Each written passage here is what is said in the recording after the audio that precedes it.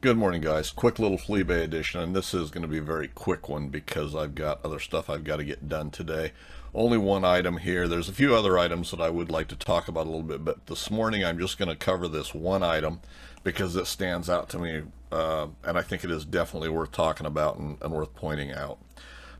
It's a Atlas Craftsman 42-inch bed model TH42 for a 10-inch and 12-inch lathe with reground surface. Now, I tell you that these are not good buys anyway to buy a used bed if you're already got one, and it's not worthwhile to buy a bed to build a machine on and everything. This one's priced at $339.99 with free shipping as a buy it now. And the description reads, reground Atlas Craftsman 42-inch bed for 10-12-inch lathe. Comes with the rack and feet shown. No mounting hardware supplied. Free shipping. This is, and I've seen it covered sometimes on some of the forums. They get to talking about regrinding lathe beds and everything.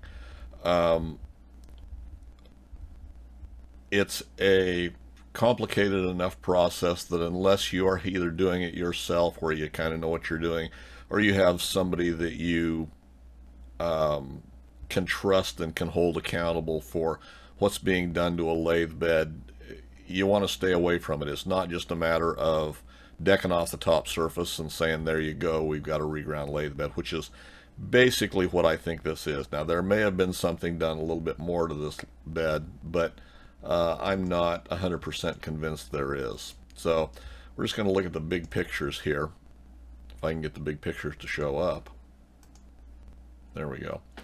And talk about it. Now, it looks to me like this has been ground across the top, which I think it probably has. And there's still a little bit of staining and stuff there, so you can't really tell through any of these pictures. And there's quite a few pictures. You can't really tell the condition of it, other than, yes, it has been reground. So if the top's been done, that's all well and fine. But when you actually look at regrinding a lathe bed, you've got two top surfaces, you've got a back edge, you've got a front edge, and you've got two bottom edges underneath. So you've got 6 surfaces that have to be taken into consideration when these are ground. And I don't believe these have all been done. So I think, this is one of those deals where you want to avoid this like the plague as far as I'm concerned. So let's just look at the second picture. Now these look okay, although we see a little bit of markings through here. Now whether it was not ground enough to clean those all up, whether it was ground and then we've had it assembled and then disassembled, departed out, whatever the case may be. So, there's more to take into consideration, even if you get somebody that can grind those 6 edges, and that's not including the 2 inner edges, which don't really affect anything per se, other than they will affect alignment on if you're putting a headstock and tailstock in there. If those have been ground, they've got to be ground. So all of those surfaces have to be ground, flat, and parallel.